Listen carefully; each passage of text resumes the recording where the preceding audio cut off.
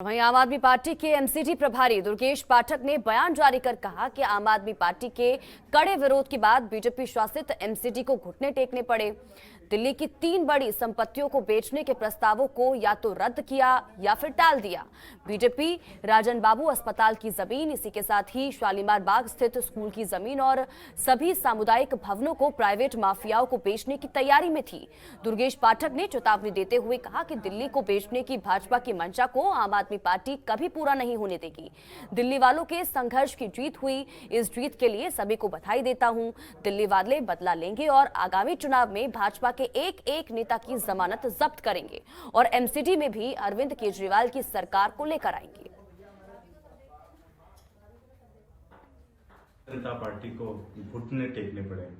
साथियों, आपको ध्यान होगा कि कुछ दिन पहले आम आदमी पार्टी ने प्रेस कॉन्फ्रेंस के माध्यम से आप लोगों को बताया था कि भारतीय जनता पार्टी दिल्ली की 3 बड़ी प्रॉपर्टीज बेचने की तैयारी में है।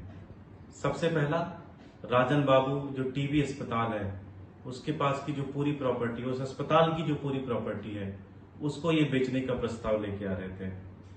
आपको ध्यान होगा, हमने बताया था कि शालीमार बाग का जो स्कूल है, उस स्कूल की जमीन बेचने की तैयारी में थे ये। और तीसरा, जितने भी सामुदायिक भवन हैं, उन सारी सामुदायिक भवन को ये प्राइवेट वेंडर्स को बेचने की तैयारी में लगे हुए थे। लेकिन आप लोगों ने जो संघर्ष किया, जब से ये जानकारी आई, आप लोगों ने जिस तरह से भारतीय जनता पार्टी के नेताओं के ऊपर दबाव बनाया, जिस तरह से भारतीय जनता पार्टी के पार्षदों के ऊपर दबाव बनाया, उसका रिजल्ट ये निकल के आया। जिस तरह से आपने सोशल मीडिया पे लिखा, जिस तरह से आप लोगों ने बाकी जगहों पे लिखा, उसका परिणाम ये निकल के आया कि आज भारतीय जनता पार्टी के नेता लोग घुटने टेकने पे मजबूर हुए और ये सारे के सारे प्रस्ताव को या तो रद्द किया या तो पोस्टपोन किया। खबरों के निष्पक्ष विश्लेषण के लिए सब्सक्राइब करें Janatantra TV and press the bell icon. Never miss any update.